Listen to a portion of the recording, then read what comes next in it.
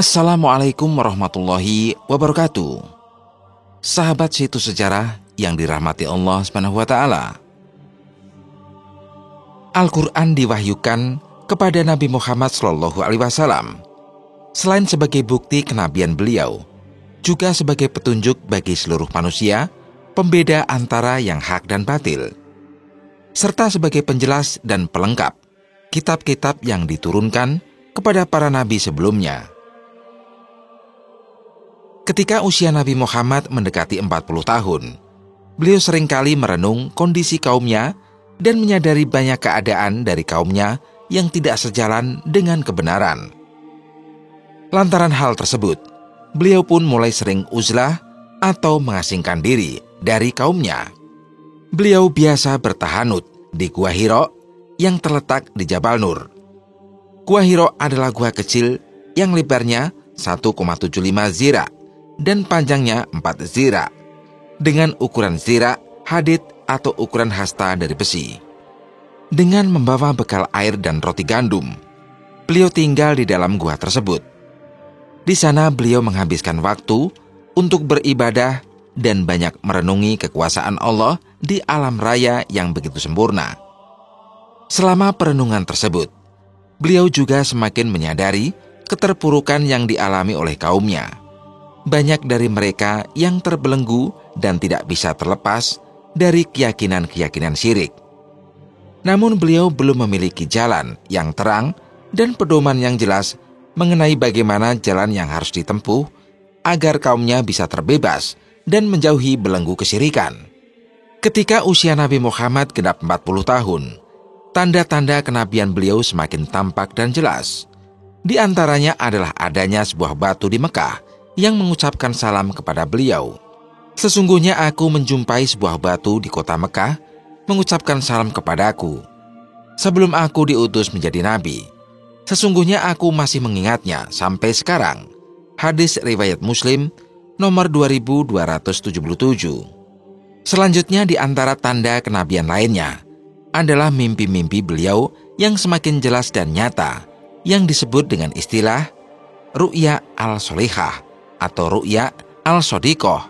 Sebuah mimpi yang benar adalah salah satu dari 46 tanda kenabian. Hadis riwayat Muslim nomor 2263. Ketika uzlah, Nabi Muhammad SAW memasuki tahun ketiga. Saat itu beliau berusia 40 tahun, 6 bulan, 12 hari. Menurut penanggalan kalender Hijriah, atau sekitar 39 tahun, 3 bulan, 20 hari, menurut penanggalan kalender Masehi. Tepatnya di bulan Ramadan, Allah mengangkat beliau menjadi nabi, ditandai dengan diutusnya malaikat Jibril turun dengan membawa wahyu pertama kepada Nabi Muhammad bagi umat Islam. Peristiwa ini terjadi pada hari Senin, tanggal 21 Ramadan di malam hari, bertepatan dengan 10 Agustus 610 Masehi. Malaikat Jibril datang kepada Nabi Muhammad dan berkata, "Bacalah." Nabi menjawab, "Aku tidak bisa membaca." Nabi kemudian menjelaskan, malaikat itu memegang dan mendekapku sangat kuat, kemudian melepaskanku dan kembali berkata, "Bacalah." Lalu aku menjawab, "Aku tidak bisa membaca." Lalu malaikat itu kembali memegang dan mendekapku dengan sangat kuat, kemudian melepaskanku dan berkata lagi, "Bacalah." Aku menjawab, "Aku tidak bisa membaca." Malaikat itu kembali memegangku, lalu mendekapku untuk ketiga kalinya dengan sangat kuat, kemudian melepaskanku dan berkata, "Bacalah dengan menyebut nama Tuhanmu yang telah menciptakan. Dia telah menciptakan manusia dari segumpal darah. Bacalah dan Tuhanmu lah yang Maha Pemurah." Hadis riwayat Bukhari nomor 6982. Apa agama yang dianut Rasulullah sebelum diangkat sebagai Rasulnya? Ada perbedaan pendapat dari para ulama terkait agama atau syariat yang dianut Muhammad SAW sebelum diangkat menjadi Rasulnya. Pendapat pertama mengatakan bahwa Muhammad SAW mengikuti milah Ibrahim atau Hanifiyah. Pendapat kedua menyatakan bahwa Muhammad SAW tidak beribadah dan tidak mengikuti ajaran apapun. Terlepas dari dua pendapat tersebut, jelas bahwa Muhammad SAW bersih dari dosa ajaran masyarakat Arab jahiliyah yang kala itu merupakan masyarakat paganisme yang menyembah banyak patung yang dianggap mereka sebagai dewa-dewanya. Muhammad SAW sendiri mendapat julukan Al-Amin karena beliau terkenal sebagai orang yang amanah, jujur, dan dapat dipercaya. Karena hal inilah kemudian Khadijah radhiyallahu anha terpikat hatinya dan kemudian dapat menikahi beliau. Selain itu, Muhammad SAW juga seringkali melakukan tahanuts, yakni menyendiri di Gua Hira untuk merenungkan kehidupannya. Hal ini sebagaimana diceritakan Aisyah radhiyallahu an bahwa Nabi SAW menyendiri di Gua Hira melakukan tahanuts, hadis riwayat Bukhari. Menurut Al-Hafidz Ibnu Hajar, tahanut sendiri bermakna 1. Mengikuti ajaran Hanifiyah atau mengikuti ajaran dan milah Ibrahim alaihissalam. Yang kedua, menjauhi dosa. Menurut Quraisy Shihab, Hanif berarti lurus atau cenderung kepada sesuatu. Dalam hal ini, Hanif berarti mengikuti ajaran Nabi Ibrahim alaihissalam yang lurus, tidak bengkok, tidak memihak kepada pandangan hidup orang-orang Yahudi, dan tidak juga mengarah kepada agama Nasrani, sebagaimana firman Allah. Ibrahim bukan seorang Yahudi dan bukan pula seorang Nasrani. Akan tetapi dia adalah seorang yang lurus lagi berserah diri kepada Allah. Dan sekali-kali bukanlah dia termasuk golongan orang-orang musyrik. Quran Surat Ali Imran ayat 67.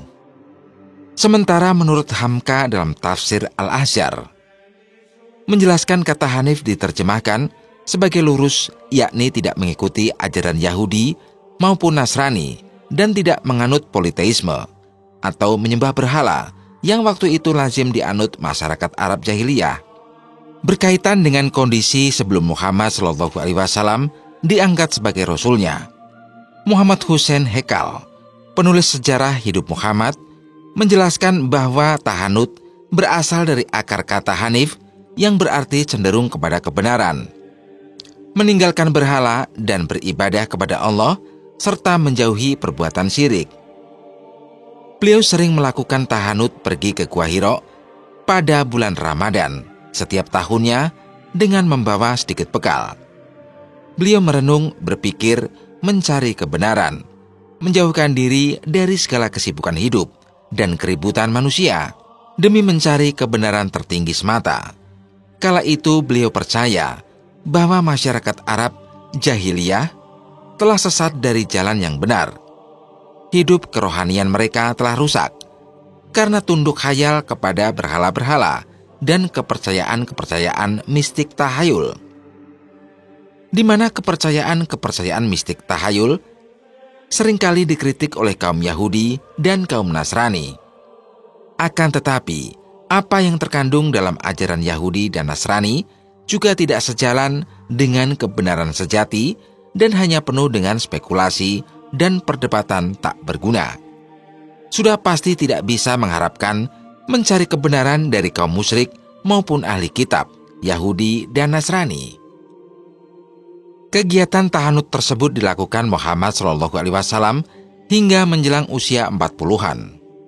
Beliau membebaskan dirinya dari segala kebatilan, menghadapkan dirinya kepada jalan yang lurus, kepada kebenaran yang abadi, menghadapkan dirinya kepada Allah dengan seluruh jiwanya, agar dapat memberikan hidayah dan membimbing masyarakatnya yang hanyut dalam lembah kesesatan.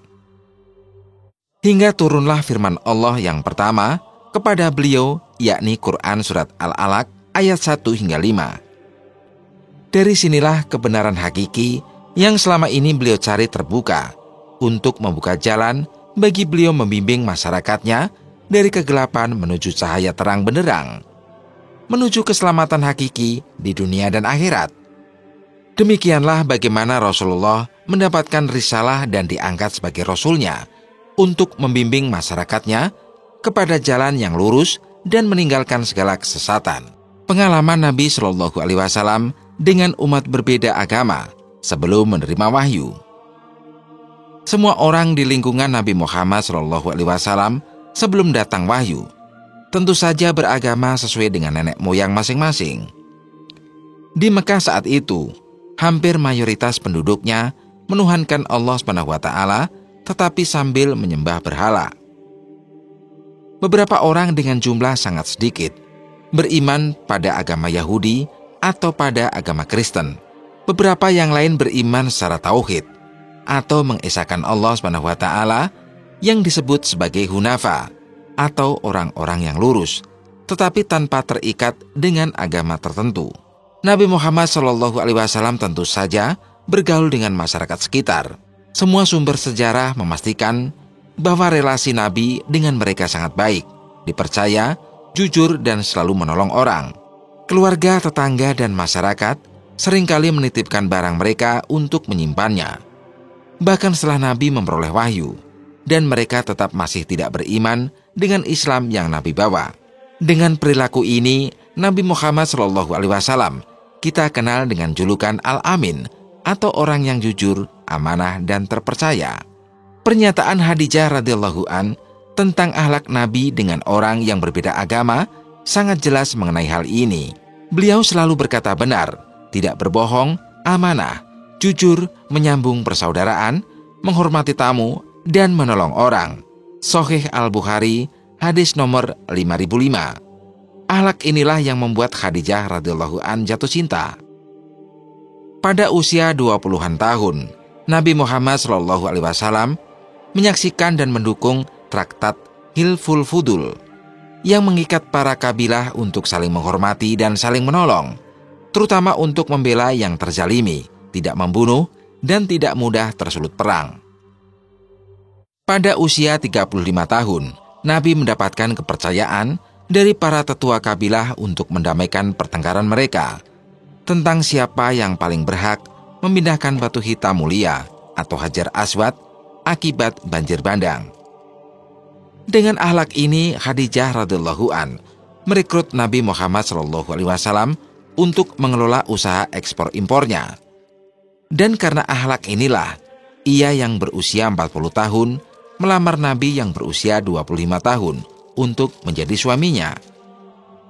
Akhlak Nabi adalah Al-Amin dengan semua orang yang berbeda-beda agama, di Mekah yang menyembah berhala, di perjalanan berdagang dengan berbagai orang, dan di Syria yang banyak penganut agama Kristen.